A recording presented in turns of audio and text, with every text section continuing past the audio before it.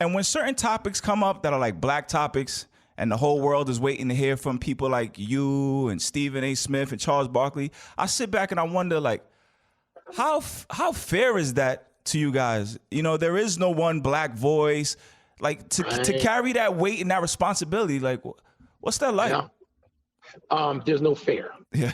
I don't even wait for that. There's no point in it. And I form opinions about almost everything anyway. Mm-hmm. Whether they are thought of by the audience as a black topic or not. And it's great you said that. There's no one voice. Mm-hmm.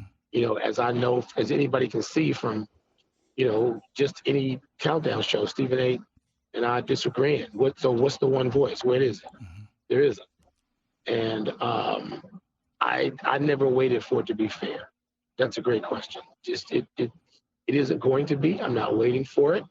It's not going to happen, nor should it, nor is there any interest in me, for me, in trying to find out what that means.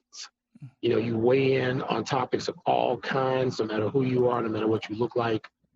And that was not done easily 30 years ago, right, when I first started doing this, 35 years ago.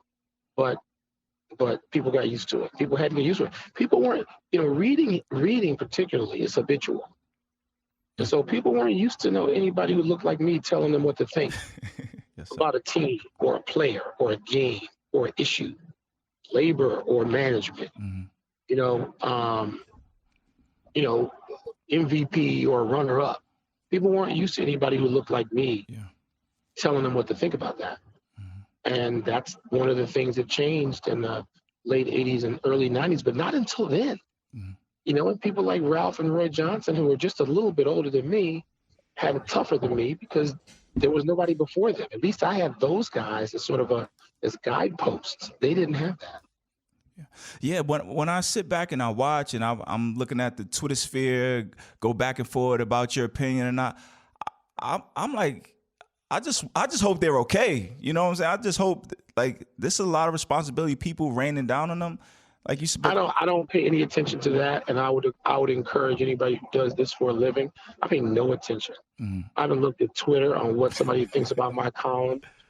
I haven't looked at it in years. Don't find it necessary. If I need to get feedback, there are a lot more responsible places I can do it. Yes, sir. And a lot more productive places than social media. So I don't ever